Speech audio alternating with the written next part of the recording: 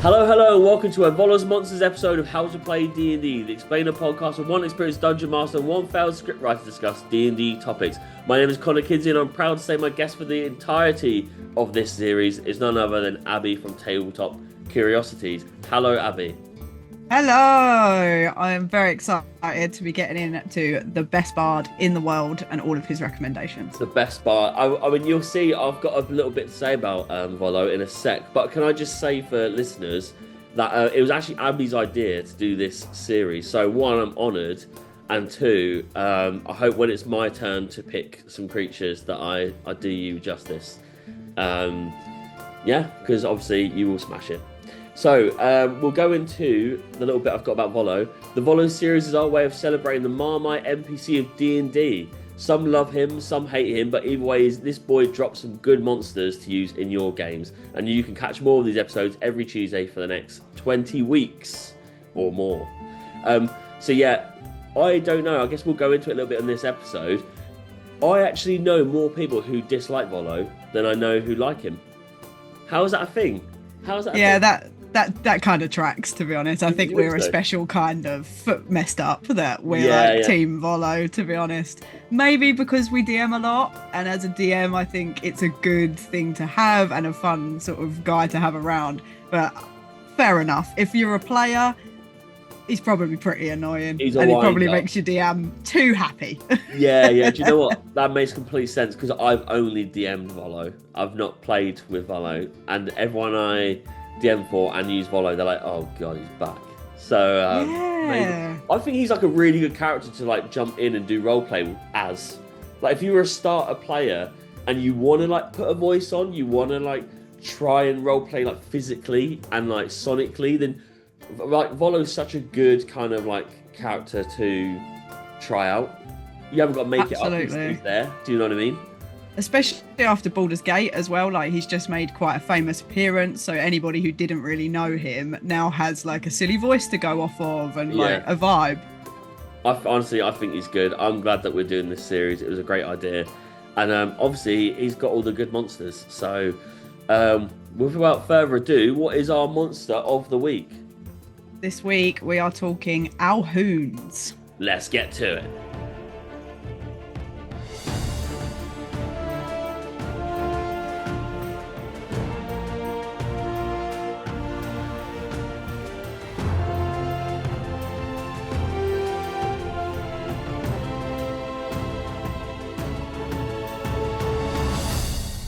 Okay, so today's episode is on Alhoons, the evil wizard mind flayer that elder brains banish once they hit puberty.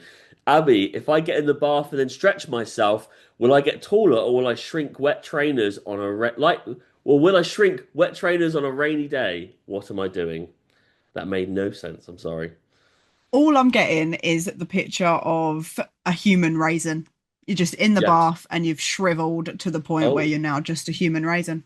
Yes, nothing's it's not going my way. That's not what I wanted. My bath is too big. I wish. Okay, so with the real questions, why did you pick Alhoons? So I think the mind flayers and illithids in general are a massive staple of D&D. Again, Baldur's Gate, like they've just had like a bit of a renewal with that. Everybody's well into it, but they're kind of a known entity. You know, it's a certain campaign with certain ways that it's going to go, whereas an Alhoon gives that spin. It's, you know, a different type of mind flayer that has been normally banished or in some way coerced into magic study, which, as you say, is completely banned by the elder brains. So it just gives like an extra added element, and I think they're pretty scary to try and fight or have any kind of combat encounter with. They're pretty scary. Yeah, look, I've not, and we'll get into these questions about how you use them and have you used them. I've never DM'd one and I've not encountered one as a player.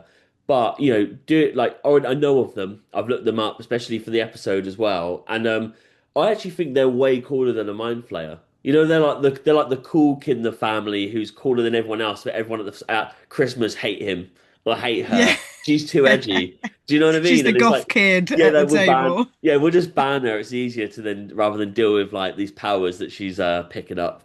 So it's like I think it's a really cool character to chuck in, and as a DM, I think maybe um it would be a cool character to have as an NPC in the sense of like it's a recurring thing that like you almost have got you could your party and the Alhoon could have like something to deal with like the same BBUG or do you know what I mean? Because they've been banished, they've got like a point to prove. Yeah, exactly. Like I think they call them deviants when it comes to mind flayers. So that straight away is like your cool anarchy kind of line. Like if your party is taking on an elder brain or taking on a colony of mind flayers, if you can get an Alhoon on your side that also wants to get some revenge or cause some anarchy, do a revolution in the colony, then it's just the perfect device for it. Yeah, I absolutely love it. I absolutely love it. So our next question is what kind of stats does an Alhoon have? So as we say, they're pretty good and have more than your standard mind flayer because of that arcane knowledge that they've now picked up. But it's a nice blend between both. So you've basically got a wizard. Most of the time, we're talking they've got up to level 6 spells, so they're a fairly high level caster. Hmm, Level 6 spells, we're talking disintegrate. You know, the hardcore the good stuff. stuff. Yeah, the good The stuff. good stuff. Um, and it's an intelligence based as well, same as wizards are. So you've got a pretty high spell save, and yeah, a lot to deal with there. They're also magic resistant, so if you're going to try and fight spells with spells, it's going to be a difficult fight. Yeah. And yeah, wizards especially, I always find player character wizards, they think at certain points that they are invincible because they've Yeah, got yeah. access to spells that not many others do. So putting in an enemy or even an NPC that has access to that as well is it makes for an interesting fight. It's a really, I mean, we'll get into it about how you kind of like how you could DM it or if you've encountered it, but it's a really, like you say, it's an interesting fight because it's not just kind of like tit for tat. There's got to be tactics involved when coming up against one of these, regardless of like how high level your party is.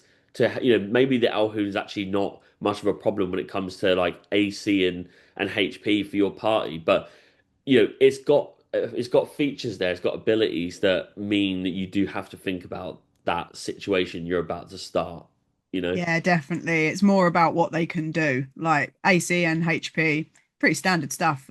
Same as a wizard would be. They're Mm. not tanks, but we've got all of that spell casting, and then we also have some mind flayer stuff. They've still got the is it mind blast, I think, Yeah. which Right. recharges, on a 5 and 6 dice roll. So you could be having every other round or even every round a 60-foot cone of psychic hell. It's Yeah. just Yeah. not nice for anybody.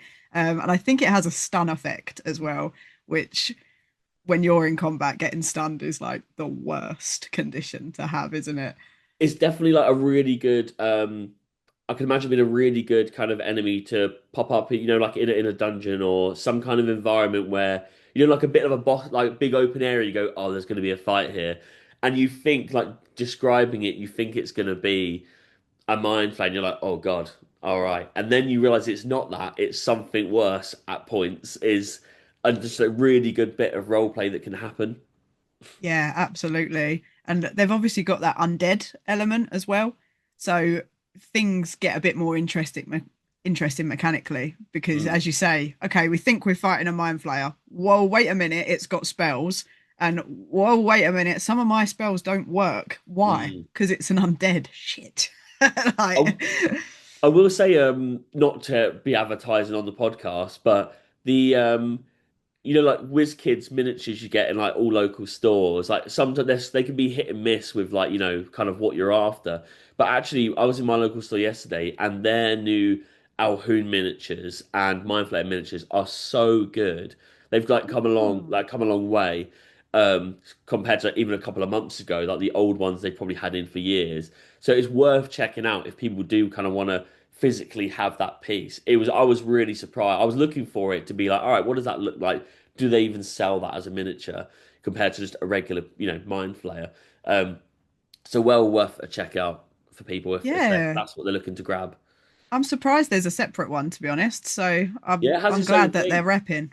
Yeah, it Yeah. has its own thing, and it also comes with I think it might be two Alhoons. It's always like two miniatures in a pack, and it might be like a servant of an Alhoon or something like this, which is a bit like a companion piece they've just kind of thrown in for a bit of fun.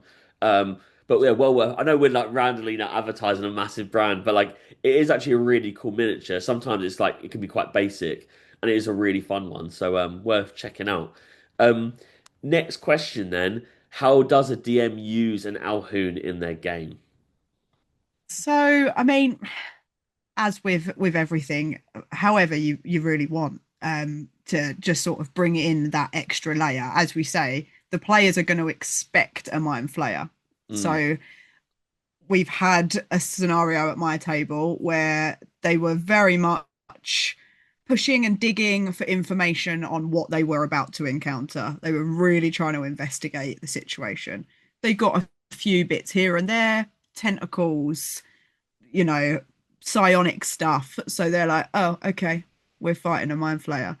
But then they've gone in there and hold on a minute, spells are being cast. mm, Something's different here. So they had to. It was kind of an element of surprise from me that they thought they knew what they were going into, but there was yeah. that kind of twist on it. And I think as a DM, you've just got to hit them with the stuff that's different. So like Mm. straight off, just yeah, start casting those hardcore spells and just show them you don't know what you're dealing with yet and you need to investigate during this combat. I think like obviously you've been on the podcast a lot, specifically for the monster ones, really, which is hence why we're here. Like I think we've had that same kind of mentality every time where we're constantly repeating to listeners like those cool monsters are cool because they've got these specific things that make them different. And so like it takes a really good DM to be making sure you use that. Otherwise it could be anything, especially if you are playing like Theatre of the Mind. Well, what's any different to like that Alhoon to a Mind Flayer in the description? It's like what that Alhoon can do, and you really need to like emphasize that as a DM to get that across. Yeah, definitely. And like we say, it doesn't even necessarily have to be a combat encounter. They're good to sort of fill out the world a little bit. Mm. Like I don't think I knew before looking into it that there was kind of different mind flayers and mind flayers that break away from the standard. So it creates a whole storyline if you want it to, or Yeah. just a really scary encounter. Yeah, really nice. Our last question then. I've got rid of, by the way, and I don't mind this being on the podcast. I've got rid of. So, what's your least favorite enemy this week? Because we literally do so many of these. How many enemies can you dislike? So, I'll put the scary question away for a bit. The last question is: can you give an example of when you use or encountered one? So yeah, I used in my campaign as a bit of a scary different moment because they thought it was going to be a mind flayer. Hmm. But it actually came from running the Chains of Asmodeus Okay. module, Yeah. which highly recommend if anybody wants to run the hells. There's a good lore and like stat blocks in there. Um, this particular Alhoon was married to a beholder. They Oh, were okay. a yeah, they are a lovely married couple that are down on the eighth layer of hell.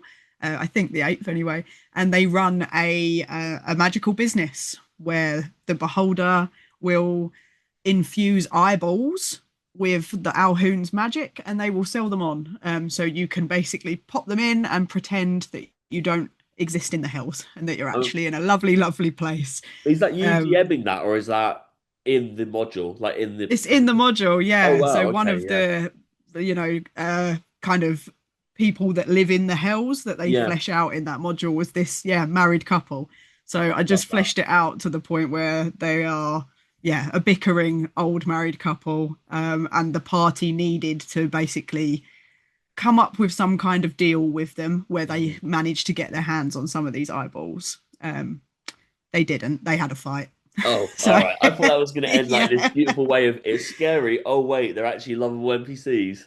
No, I loved them as the Yeah, DM, but I think the party was sick of my shit by that point. It was yeah, just that's like, fair. no, we're gonna fight. So I'm yeah, they did. always gutted when you like. It's not that you come up with a good NPC because obviously like it's there in the module, but and then you've expanded on it. But when they instantly just slay them, or maybe not instantly, but they get rid of them, you're like, "Oh, they would have been great to bring back." Do you know what I mean? There's Yeah, some way of like making it work. But yeah, it always ends that way. It always ends that way. yeah. What can you do? Okay, well, yeah, these are a little bit quicker than usual because we don't have that final question. Today's adventure has sadly come to a close. We're back again next week with the topic: Did you know there's more mayo in the world than Olympic-sized pools? And as always, thank you for tuning in. If you'd like to join on the D&D action, then please follow us on Instagram at HousePlayD&D, or check out the link in our bio to join our Discord server, and also check out Black Mark Clo on Instagram for cool D&D clothing. Abby, what is it that you do? So other than talk shit about D&D, I am a dice maker. So I make custom dice, which you can check out tabletop.curiosities on Insta and Etsy. You can see all of Abby's work. Obviously, we tag Abby and everything. And if you buy stuff, then we actually put our cards in, so you can't miss Abby's stuff. And it is really good, especially on the day of recording this. The post you put out earlier today, those dice that are kind of like, would you say like prismatic? Yeah. So nice, so good, so well worth checking out for all your dice needs. Okay, I've been Connor Kinsey. And I've been Abby from Tabletop Curiosities. Good day.